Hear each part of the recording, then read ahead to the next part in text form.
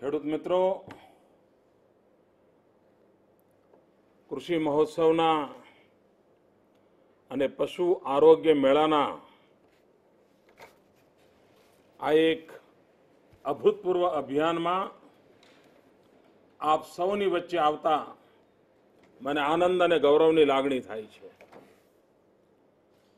લગાતાર ખેડૂત મિત્રો સાથે વાતચીત કરવાનું મને સૌભાગ્ય મળ્યું છે અને આ ટેકનોલોજીનો સદુપયોગ કરીને આપના સુધી ખેતી બાબતમાં, પશુપાલન બાબતમાં, વીજળી પાણી જેવી વ્યવસ્થાઓ બાબતમાં, સહકારી માળખા બાબતમાં આ રાજ્ય સરકાર કેટલી જાગૃત છે, કેટલી સક્રિય છે, એના અંગે સવિસ્તાર વાતો સીધી આપની સાથે હું કરું છું. ભાઈઓ બહેનો, ટેકનોલોજીનો એટલો મોટો લાભ છે કે સરેરાશ હું રોજના 3.5 થી 4 લાખ ખેડૂત મિત્રો જોડે આ ટેકનોલોજી દ્વારા વાતચીત કરું છું. આજે સવારે હું રાજુલા તાલુકાના દેવકા ગામમાં હતો, એકદમ દરિયા કિનારે. આપણા ભાગવત કથાકાર પૂજ્ય રમેશભાઈ ઓઝાનું ગામ છે દેવકા, અને એમણે એ ગામમાં એક સરસ મજાની શાળા બનાવી છે, હોસ્ટેલ સાથેની. તો એના ઉદ્ઘાટન માટે ગયો હતો અને ત્યાં પણ મેં જોયું કે ખેડૂતોની વાતચીતમાં કૃષિ મહોત્સવ, પશુ આરોગ્ય મેળો એની સ્વાભાવિક ચર્ચા હતી. ત્યાં દરિયા કિનારો પણ છે, માછીમારોને પણ આ કૃષિ મહોત્સવ દ્વારા જે લાભ મળી રહ્યો છે એની પણ સ્વાભાવિક ચર્ચા ત્યાં દૂર સુદૂરના વિસ્તારમાં આજે મને ખેડૂત મિત્રો જોડે કરવા મળી. ભાઈઓ બહેનો, આજે જ્યારે ગુજરાતના ખેતીની આ પ્રગતિ તરફ આપણે જોઈએ છીએ ત્યારે ભૂતકાળ તરફ પણ ડોક્યું કરવાનું મન થાય છે. એમ લાગે છે કે આપણે ભૂતકાળમાં ખોટા રસ્તે ચડી ગયા હતા, ભૂલ ભરેલા રસ્તે ચડી ગયા હતા, અને એના કારણે આપણા ખેતીને, ખેડૂતને લગભગ 40 વર્ષ ન કલ્પી શકાય એવું ભયંકર નુકસાન થયું, કલ્પના બહારનું નુકસાન થયું. અને ભૂલ ભરેલો રસ્તો કયો હતો? આપણો ભૂલ ભરેલો એક જ રસ્તો હતો કે વીજળી લાવો અને જમીનના તળમાંથી જેટલું પાણી ખેંચાય એટલું ખેંચ્યા જ કરો, ખેંચ્યા જ કરો. અને જેમ વધારે પાણી પાઈએ એમ વધારે પાક મળે એવી ભ્રમણામાં જ રહ્યા આપણે. અને કમનસીબે એ વખતની સરકારોએ, એ વખતના શાસકોએ અને આગેવાનોએ પણ ખેડૂતોને જાણે વીજળી જોડે જ જોડી દીધા. ખેડૂતે વીજળીના તાર જ પકડી રાખ્યા અને વર્ષમાં 4 વાર ઝટકા વાગે એ દશા ખેડૂતોની થઈ. હવે આપ વિચાર કરો, ખેડૂતના ઘરમાં બચપણથી જેણે વીજળી સાંભળ્યા જ કર્યું હોય, વીજળીના મુદ્દે સરકાર સાથે રોજ તણાવ રહેતો હોય એવું દ્રશ્યો હોય, પાક નિષ્ફળ થાય તો વીજળીનું કારણ જ દેખાતું હોય, સરકાર વીજળી આપી ના શકતી હોય, સરકાર પાસે વીજળી હોય નહીં, અને એના કારણે રોજના ઝઘડા, રોજની ચિંતા, રોજની મથામણ આ જ ચાલતું હતું. ભાઈઓ બહેનો, આપણે હિંમતપૂર્વક એક કામ કર્યું.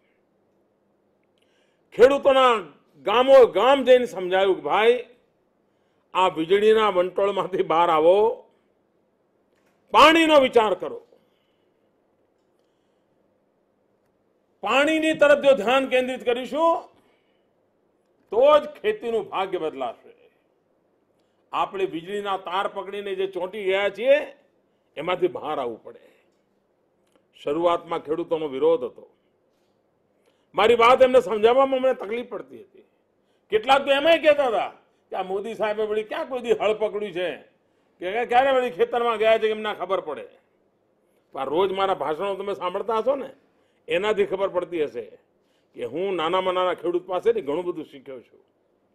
દરેક ખેડૂત પાસે ખુલ્લા મને મેં વાતો કરી છે, એની વ્યથાને સાંભળી છે, એની કથાને સાંભળી છે, અને એના કારણે મને તમારા દુઃખની ખબર બરાબર પડે છે. તમે રાજી થાઓ, નારાજ થાઓ, તેમ છતાંય મેં આગ્રહપૂર્વક પકડી રાખ્યું, ભાઈ પાણી સિવાય આપણો કોઈ ઉપાય નથી. અને જોત જોતામાં ખેડૂતોએ મારી વાત તરફ પ્રયોગો આદર્યા, મારી વાતમાં વિશ્વાસ પડવા લાગ્યો. એકાદ સિઝનની અંદર તો એમણે જોયું કે ભાઈ આ એક રસ્તો છે જેનો વિચાર કરવો જોઈએ. અને આજે જ્યારે હું કૃષિ મહોત્સવમાં આપની સાથે વાત કરી રહ્યો છું ત્યારે મારે મારા ગુજરાતના ખેડૂતોનું, અને એમાં પણ કચ્છ, કાઠિયાવાડ અને ઉત્તર ગુજરાતના ખેડૂતોનું હૃદયપૂર્વક એમનું અભિનંદન કરવું છે, એમનો આભાર માનવો છે કે એમણે પેઢીઓથી જે આદતો પડી હતી એ બદલીને પાણીનો માર્ગ અપનાવ્યો, અને એક વાર પાણીનું મહત્વ સમજાયું, અને પાણીના કારણે કેટલો લાભ થાય છે સ્વીકાર્યું, અને પછી તો નાનો મોટો દરેક ખેડૂત સરકારની પાણી માટેની જે પ્રોત્સાહક યોજનાઓ છે એને બરાબર ખભે લઈને ચાલવા માંડ્યો. આપ વિચાર કરો, આપણે સરદાર પટેલના નામે પાણી સંગ્રહ માટેની યોજના બનાવી, નાગરિકોની ભાગીદારીની યોજના બનાવી, આખા ગુજરાતમાં ચેક ડેમોનું એક વાતાવરણ બનાવ્યું. ચેક ડેમ હોય, બોરીબાંધ હોય, ખેત તલાવડી હોય, નદી પરના મોટા ચેક ડેમ હોય, બંધારા હોય, કેટલા બધા પ્રકારની નવી યોજનાઓ કરતા જ ગયા. અને એના કારણે 6 લાખ કરતા વધારે નાના મોટા પાણીના સંગ્રહ કરવાની જગ્યાઓ આપણે ત્યાં ઊભી થઈ. એ ચેક ડેમ હશે, એ બોરીબાંધ હશે, એ ખેત તલાવડી હશે, જેને જ્યાં ફાવ્યું જે થયું તે. ભૂતકાળમાં તળાવો ઊંડાવાર કરવાનું કામ રગસિયા ગાડી ચાલે.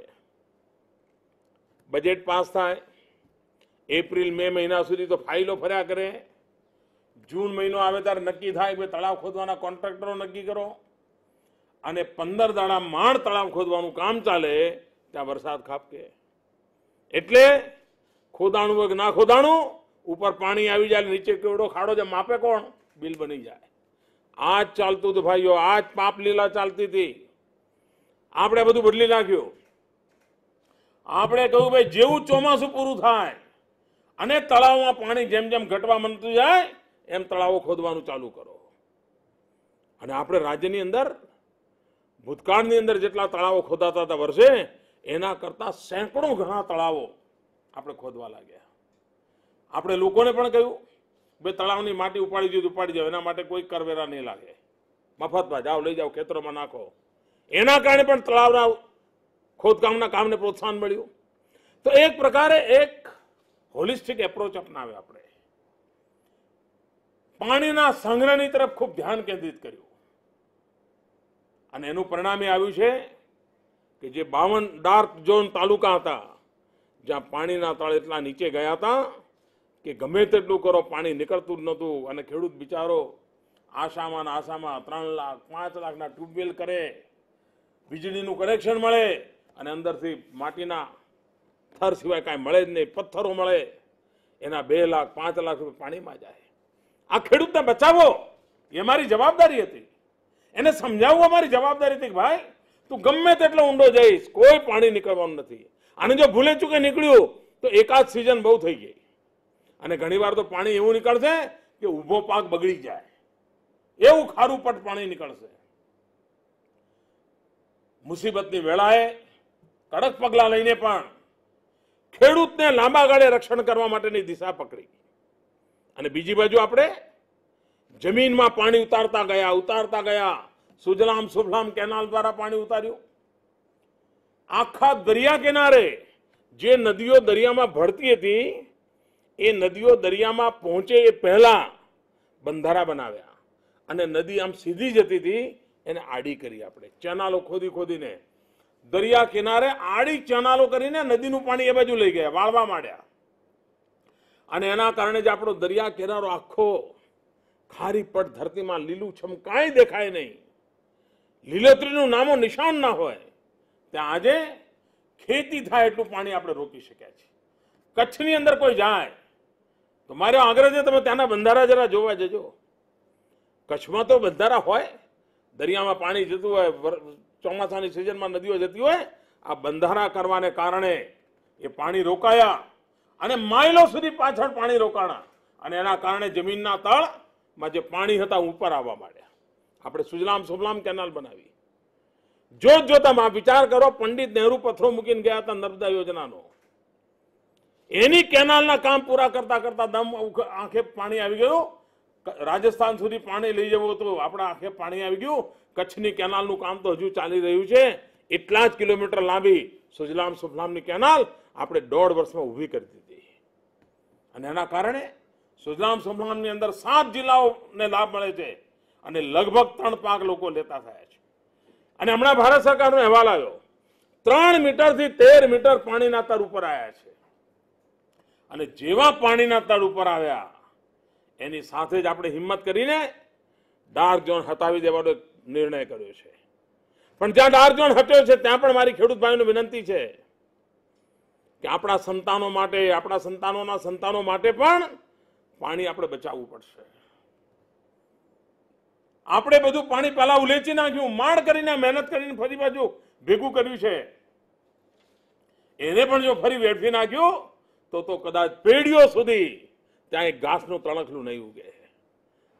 અને સરકારે તમને મદદ કરવાનું નક્કી કર્યું છે. ટપક સિંચાઈ દ્વારા આપની ખેતીને ફરી એકવાર જીવતી કરવાનો મેં નિર્ણય કર્યો છે. ભાઈઓ બહેનો, જળ સંચયના મહત્વને અમારા ગુજરાતનો ખેડૂત સમજતો થયો છે. ખેત તલાવડીઓ બનાવવા માંડ્યો છે. મને યાદ છે જ્યારે મેં ખેત તલાવડીઓનું અભિયાન લીધું ત્યારે 100 દિવસમાં 1,37,000 ખેત તલાવડી બની હતી. માત્ર 100 દિવસમાં ગુજરાતમાં 1,37,000 ખેત તલાવડી બને એ ઘટના જ ખેડૂતોનું પાણી માટેનું મમત્વ કેટલું વધ્યું છે એનો પુરાવો છે. અને ત્યારે મને નાના ખેડૂતો કહેતા હતા, સાહેબ તમારી વાત બધી સાચી, અમે ગરીબ ખેડૂતો છીએ, 1 વીઘો 2 વીઘો જમીન હોય, આમાં અમે ખેત તલાવડી કરીએ તો પછી એટલો અમારો પાક ઓછો પાકે. ત્યારે મેં એમને સમજાવ્યું હતું કે ભાઈ, ગરીબમાં ગરીબ માણસ નાના ઝૂંપડામાં રહેતો હોય, રાત્રે સૂઈ જાય ત્યારે પગ લાંબા કરવા જગ્યા ન હોય, ટૂંટિયું વાળીને સૂવું પડતું હોય, તેમ છતાંય એટલી ઓછી જગ્યા હોય ઝૂંપડીમાં તો પણ એ પાણીનું માટલું રાખે કે ના રાખે? એમ કે ભાઈ પગ લાંબા કરવા છે માટલું નથી રાખવાનું? ના, કાંઈ એને ખબર છે કે પાણીના માટલા વિના જીવન શક્ય નથી, પાણી વિના જીવન શક્ય નથી. ગરીબમાં ગરીબ માનવી નાની ઝૂંપડીમાં પણ જો પાણીનું માટલું રાખતો હોય તો આ ધરતી માતાને પણ તરસ લાગતી હોય છે. આ ધરતી માતાને પણ પાણી જોઈતું હોય છે. ભલે આપણી પાસે 1/2 વીઘો જમીન હોય, 1 વીઘો જમીન હોય, 2 વીઘા જમીન હોય, પણ આપણે આ ધરતી માતાને પાણી પીવા માટે એક નાનકડી તલાવડી બનાવવી જ પડે. અને આ ધરતી માતા જો પાણી પીશે ને તો તમારા ઉપર એવી અમી વર્ષા થશે કે તમારે કોઈ દી પાછા વળીને જોવું નહીં જોઈએ. અને આ વાત જ્યારે મેં ખેડૂતોને કરી ત્યારે એમના ગળે ઉતર્યું કે ભાઈ, ગરીબના ઘરમાં જો માટલું રાખવાની જગ્યા હોય તો ગરીબના ખેતરમાં આ ધરતી માતાને પીવા માટે નાનકડી તળાવડી બનાવવામાં શું વાંધો છે? અને ગરીબમાં ગરીબ ખેડૂતોએ પણ જાતે મજૂરી કરીને ખેત તલાવડીઓ બનાવી. અને હવે તો તમે જો ખેત તલાવડી તમારા ખેતરમાં બનાવો તો નરેગા યોજના અંતર્ગત બનાવી શકાય છે. સરકાર એ ખેત તલાવડી ખોદનાર મજૂરને પૈસા આપવા તૈયાર છે. હજુ આપણી પાસે મહિનો બાકી છે વરસાદ આવવાનો. ખેડૂત ભાઈઓ, મારી લાગણી છે કે આ ફરી ખેત તલાવડીઓનું અભિયાન ઉપાડો. જ્યાં જ્યાં ખેત તલાવડી બનાવી શકો તો બનાવો. અને ખેત તલાવડીનો બીજો ફાયદો છે, પાણી જમીનમાં જ્યારે ઉતરે ને ત્યારે ખારાશ ઉપર આવે અને જમીનની ઉપરની પરત બગડી જાય. પણ જો ખેત તલાવડી બનાવી હોય તો પાણી જમીનમાં ઉતરના બદલે પેલા તળાવ પાસે આમ રડતું રડતું જાય અને જમીનના ઉપરનું પાણી તળાવ પર આમ રડતું રડતું જાય ને તો ઉપરનો ખારો પાટ તળાવ તરફ લઈ જાય અને તમારી જમીનમાં સુધારો થતો જાય. સુરેન્દ્રનગર જિલ્લામાં ખેત તલાવડીના કારણે જમીનની ઉપરની પરતમાં એટલો બધો સુધારો થયો છે કે એને પાકની અંદર મોટો ફાયદો કર્યો છે અને કપાસની ખેતીના ઉત્પાદનમાં વધારામાં આ ખેત તલાવડી પણ એક કારણ બની છે. આ ખેત તલાવડીનું પાણી ન કરે નારાયણ અને જો વરસાદ રોકાઈ ગયો, અઠવાડિયું 10 દાડા મોડો પડી ગયો, તો આ ખેત તલાવડી એ અક્ષીર જડીબુટ્ટીનું કામ કરે છે, સંજીવનીનું કામ કરે છે. ખેત તલાવડીમાં ભરાયેલું પાણી 1-2 પાણ થઈ જાય ખેતરમાં અને ખેતી બચી જાય. તો આપણી હાથ પગું હથિયાર એને કેમ જતું કરવું ભાઈઓ? અને તેથી જળ સંચય માટે જેટલું કરી શકાય એને પવિત્રતાપૂર્વક કરવું જોઈએ, કોઈ પણ ચૂક વગર કરવું જોઈએ. અને એક વખત કરવાનું કામ નથી, નિરંતર કરવાનું કામ છે. આપણા ગામની આસપાસ ચેકડેમ છે, નરેગાની અંદર પૈસા ખર્ચવા તૈયાર છીએ. સહેજ આપણે જાગૃતિપૂર્વક એક ચેકડેમ પાસે જઈએ, નાની મોટી માટીના 2-4 ઢગલા કરવા પડે તો બાજુમાં કરી આવીએ. ચેકડેમની અંદર માટી ભરાઈ ગયો તો મહેરબાની કરીને થોડી માટી કાઢીએ, અને આ પાણી ભરાશે ને તો તમારા ખેતરમાં સોનું ભરાશે. પણ જો તમે માટીડો ભરી રાખ્યો, માટીડો કાઢ્યો નહીં, તો તમારા ખેતરમાં પણ ધૂળ ઉડશે. અને તેથી ખેડૂત ભાઈઓ બહેનો, નક્કી તમારે કરવાનું છે કે આપણા ખેતરમાં સોનું જોઈએ છે કે માટીડો જોઈએ છે. અને સોનું જોઈતું હોય તો ચેકડેમનો માટીડો ઓછો કરો. ચેકડેમમાં જે અને કાંપ જેવી જમીન છે, ચેકડેમમાં જે માટી ભરાણી છે એ કાંપ જેવી છે, એ તમે ખોદીને ઘરે લઈ જશો ને તો એ તમારા કામ આવવાની છે. આ વખતે આપણે આદિવાસી વિસ્તારો માટે એક વિશેષ ધ્યાન કેન્દ્રિત કર્યું છે. આદિવાસી વિસ્તાર, પર્વતાળ પ્રદેશ, પાણી પડે પણ પાણી રોકાય નહીં, પાણી રગડીને દરિયા તરફ વહી જાય, બહુ ઝડપથી જતું રહે. અને ઉપરથી પાણી નીચે પડે ત્યારે એટલી ઝડપથી જાય કે જમીનમાં પાણી ઉતરે જ નહીં. એટલે આપણે શું કર્યું? નાની નાની ટેરેસ તલાવડી બનાવી. આખા હિન્દુસ્તાનમાં એક નવતર પ્રયોગ છે. લાખોની સંખ્યામાં નરેગા યોજના અંતર્ગત જ્યાં જ્યાં આવા નાની નાની ટેકરીઓ છે, ટેકરીઓના ઉપર નાની ખેત તલાવડીઓ અને ટેરેસ તલાવડી. અને ટેરેસ તલાવડી કેવડી? એક આપણું નાનું લખવાનું ટેબલ આવે ને એટલું અંદર આવી જાય એવડી જ.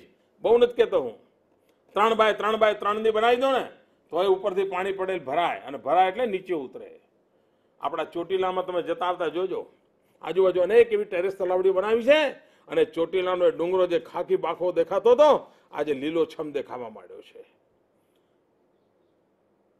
કાળો ડુંગર કચ્છનો ત્યાં સુધી પ્રયત્ન આદર્યો છે. સાબરકાંઠાની અંદર ત્યાંના કલેક્ટરે બહુ રસ લીધો અને એમણે અનેક ટેરેસ તલાવડીઓ બનાવી. આદિવાસી વિસ્તારમાં માટે મોટું ટેરેસ તલાવડીઓનું અભિયાન ચલાવ્યું છે. આ વર્ષે પણ લાખોની સંખ્યામાં આદિવાસી તાલુકાઓની અંદર, આદિવાસી ગામોની અંદર નાનો પણ ટેકરો હોય ત્યાં ટેરેસ તલાવડીઓ બનાવે. નરેગાની અંદર ભરપૂર કામ ટેરેસ તલાવડીઓનું થાય એ આપણો આગ્રહ છે. બીજું એક કામ કર્યું છે, સેટેલાઇટ દ્વારા ફોટોગ્રાફી ચાલુ કરી છે. જ્યાં જ્યાં ટેકરાવાળો પ્રદેશ છે, ઉબડ-ખાબડ પ્રદેશ છે, ખાસ કરીને ઉમરગામથી અંબાજી આપણી આખી જે પૂર્વ પટ્ટી છે એ તો નાની પર્વતમાળાઓ છે. સેટેલાઇટથી ફોટોગ્રાફી લઈને એમાં ક્યાં ક્યાં તળાવો બની શકે, ભાઈઓ બહેનો 5 થી 7 હજાર જગ્યાઓ એવી ધ્યાનમાં આવી છે કે જો ત્યાં સહેજ નાના તળાવોની વ્યવસ્થા કરવામાં આવે તો આજે પાણી ઉપરથી પડે છે એ નાના તળાવો ભરાઈ જાય. અને આખા પટ્ટામાં જો હજારોની સંખ્યામાં તાદાદમાં તળાવ ભરાઈ જાય તો આ મારા આદિવાસી પટ્ટામાં વર્ષો સુધી કોઈ પાણીની ખોટ નહીં પડે. આ જ વખતે મેં આપણા કામ ઉપાડી દીધું છે. સેંકડોની સંખ્યામાં આ તળાવ ખોદવાનું કામ ચાલુ કરાવી દીધું છે. અને આપ જોજો 2 વર્ષની અંદર આખા આદિવાસી પટ્ટામાં પાણીની બાબતમાં જળબંબાકાર થઈ જાય એવું કામ આપણે આનાથી કરી દેવા માંગીએ છીએ. એક માત્ર ધ્યેય. અને જો આ ઉપર પટ્ટાની અંદર પાણી જો ભરાણા તો નીચે સુધી ઓટોમેટિક લાભ મળવાનો છે. આખા ગુજરાતને લાભ મળે એવું છે. આની તરફ આપણે કામ વધારી રહ્યા છીએ. તો જળ સંગ્રહ માટે, જળ સંચય માટે, ખેતીને પ્રાણ શક્તિ જળ સંચય એના માટે કામ ઉપાડ્યું છે. અને બીજું કામ છે જળ સિંચન. ભાઈઓ બહેનો, પાણી એ પરમાત્માનો પ્રસાદ છે. જેમ મંદિરમાંથી પ્રસાદ મળ્યો અને એક દાણો નીચે ન પડવા દઈએ અને જો ભૂલે ચૂકે પડી ગયો હોય તો ભગવાનની 5 વાર માફી માંગતા હોઈએ છે, એમ પાણીનું એક પણ ટીપું વળફાય ને તો ઈશ્વરની માફી માંગવી પડે. આપણને પાણી બગાડવાનો અધિકાર જ નથી. આપણી પાસે જે કંઈ છે આપણા પૂર્વજો મૂકતા ગયા છે. આપણી પાસે જે છે આપણા માપનું વાપરીને આપણા સંતાનો માટે મૂકવું જવું પડશે. અને આપણા સંતાનો માટે મુકતા જવા માટે જળ સિંચનમાં પણ કરકસર કરવી પડશે. આપણે ટપક સિંચાઈમાં કેટલું મોટું અભિયાન ઉપાડ્યું છે. 40 વર્ષમાં ભાઈઓ બહેનો મારા ગાય વગાડીને કહેવું પડશે કેવા લોકોને તમે બેસાડ્યા હતા અને કેવી તમારી દશા બરબાદ કરી. 40 વર્ષમાં આ લોકોએ માત્ર 10,000 હેક્ટરમાં ટપક સિંચાઈ કરી હતી. ભાઈઓ બહેનો આપણા સાથ અને સહકારને કારણે આજે લગભગ 5.5 લાખ હેક્ટરમાં ટપક સિંચાઈનું કામ પૂરું કરી દીધું છે અને 7 લાખ સુધી પહોંચવાની નેમ સાથે આપણે દોડ લગાવી છે. જેટલા સરકારી ટ્યુબવેલો છે એના જેટલા ખેડૂત ખાતેદારો પાણી લે છે એમને ટપક સિંચાઈથી પાણી આપવાનો મેં હુકમ કર્યો છે. કારણ પાણી તો બચશે, મજૂરી બચશે, ખોટા ખર્ચા બચશે, નિંદામણની મહેનત બચી જશે અને પાણી બચશે તો ખેતી પણ ઉત્તમ થશે. બનાસકાંઠામાં ટપક સિંચાઈ ગયા, બટાકાની રોનક બદલી નાખી, દાડમની ખેતી કરતા થઈ ગયા. કચ્છ ફળફળાદીનો જાણે કચ્છ જિલ્લો બગીચો બની ગયો, ટપક સિંચાઈને કારણે બદલી ગયો. આપણે ત્યાં ભ્રમણા હતી કે કેળા તો કોઈ ટપક સિંચાઈથી થતા હશે. ભાઈઓ બહેનો આપણા ખેડૂતોએ પુરવાર કરી દીધું છે કેળા પણ ટપક સિંચાઈથી થઈ શકે છે, શેરડી પણ સ્પ્રિંકલરથી થઈ શકે છે.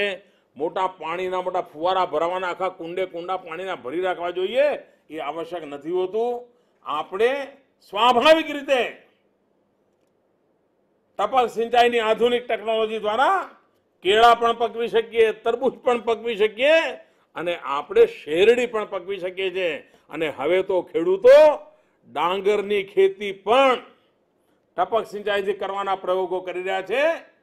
એક દિવસ એવો આવશે કે જે ડાંગરમાં સૌથી વધારે પાણી જોઈએ છે એ ડાંગર પણ ટપક સિંચાઈથી શક્ય બનવાની છે. આ કામ આજે ગુજરાતમાં આપણે ઉપાડ્યું છે. મારી પણ આપને વિનંતી છે, ખર્ચ બચાવવો હોય તો ટપક સિંચાઈને સ્વીકારો, મજૂરી બચાવવી હોય તો ટપક સિંચાઈને સ્વીકારો, ગેરંટી વાળી ખેતી કરવી હોય ટપક સિંચાઈને સ્વીકારો. અને ભાઈઓ બહેનો, પૈસા સરકાર આપે છે, તમારે તો ખાલી સહેજ કાળજી લેવાની છે. 95% રકમ આપને મળે છે, માંડ 5% રકમ એટલે કાંઈ ન કહેવાય ભાઈઓ. અને મારે મહેસાણા જિલ્લાના ખેડૂતોને ખાસ વિનંતી કરવી છે, જો તમે મોડા જાગ્યા તો તમને કોઈ બચાવી નહીં શકે. મહેસાણા જિલ્લો 2 કામ કરે ને આખા જિલ્લાની જિંદગી બદલાઈ જાય. એક બેટી બચાવવાનું કામ અને બીજું પાણી બચાવવાનું કામ. આ 2 કામમાં મહેસાણા જિલ્લાની આબરૂ ખરાબ થઈ રહી છે. જવાબદારીપૂર્વક કરીએ કે પાણી પણ બચાવીશું, બેટીને પણ બચાવીશું. અને જોજો પછી ભારત માતાની આ ગોદમાં ગુજરાતને કેટલા મોટા આશીર્વાદ ઈશ્વરના મળે છે એનો તમે અંદાજ કરી શકો છો. ભાઈઓ બહેનો, આ ટપક સિંચાઈ, આધુનિક ખેતી અને હવે તેમાં ખાતર પણ લિક્વિડ ખાતર એની સાથે મૂકી શકાય છે.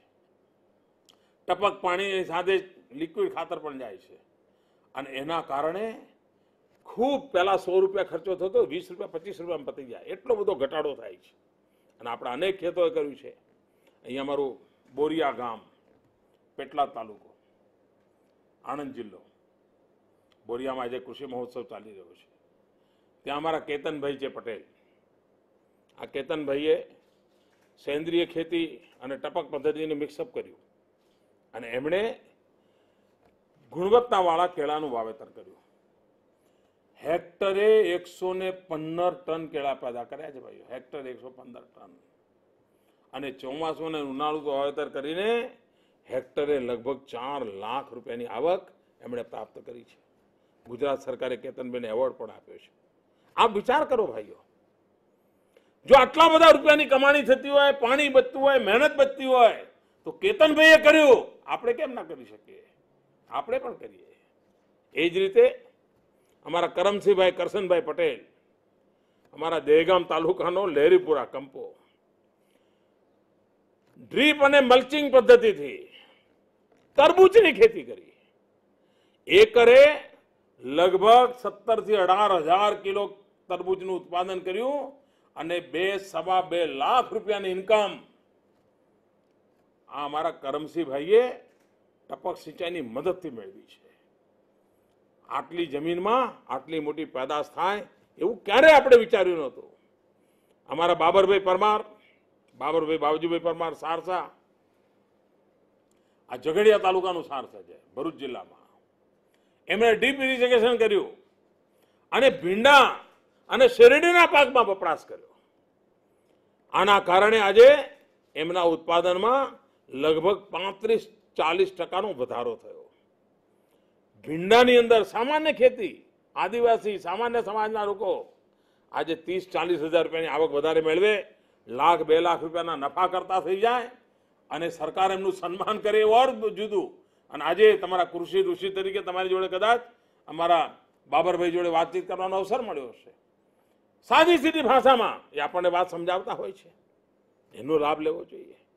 એ જ રીતે અમારા અંજના અભિરાજભાઈ, નવી સોઢાની વડગામ, બનાસકાંઠાએ તો જાણે ટપક સિંચાઈ સ્વીકારી લીધી છે. સ્વાભાવિક એમણે સ્વીકારી લીધું છે કે ભાઈ આ રસ્તો છે. હવે બનાસકાંઠામાં તરબૂચ થાય અને એકરે 17 ટન તરબૂચ, લગભગ 1.25 લાખ રૂપિયાની આવક. 1 એકરે બનાસકાંઠા જેવી ધૂળિયા જમીનમાં 1.25 લાખ રૂપિયાની આવક કોઈએ વિચારી હતી ભાઈઓ? આ ટપક સિંચાઈની કમાલ છે કે એણે કરી દીધી. અમારો રાજકોટ જિલ્લો, જામકંડોળા, નાના ભાદરા ગામ, ગોપાલભાઈ પીપળિયા 16 વીઘામાં ટપક પદ્ધતિથી ખેતી કરી અને 1 વીઘે 1200 કિલો જેટલું ઉત્પાદન દઈને આજે લાખ રૂપિયાની આવક વીઘે કમાતા થઈ ગયા. ભાઈઓ, નાની નાની ખેતી હોય ને તો પણ ખેડૂત કમાતો હોય છે. નવસારી જિલ્લો, ચીખલી તાલુકો, રૂમલા ગામ, અમારા ધીરુભાઈ પટેલ, એમણે ટપક સિંચાઈ અપનાવી. આદિવાસી વિસ્તાર, વાડી યોજના આપણે આપેલી છે, ટપક સિંચાઈ અપનાવી. મજૂરીના ખર્ચમાં પુષ્કળ ઘટાડો થઈ ગયો. 4 મજૂર રાખવા પડતા હતા, 1 મજૂરથી કામ ચાલ્યું અને એકરે 40 ટન કેળા પેદા કર્યા અને લગભગ 1.5-2 લાખ રૂપિયાની આવક કરી. આદિવાસી વિસ્તારમાં જ્યાં વર્ષે 2-5 હજાર રૂપિયા, 10,000 રૂપિયા, 12,000, 15,000થી વધારે આવક ન થાય, એ મારો આદિવાસી ટપક સિંચાઈનો અમલ કરવાને કારણે, કૃષિ મહોત્સવમાં જે શીખ્યા એનો અમલ કરવાને કારણે, સહેજ કાળજી રાખવાને કારણે આજે 1.5 લાખ, 2 લાખ રૂપિયા વીઘે કમાતો થાય. ભાઈઓ બહેનો, ગુજરાતની જિંદગી આના કારણે બદલી રહી છે. એક નાની ચીજ પર કાળજી લેવાઈ રહી છે.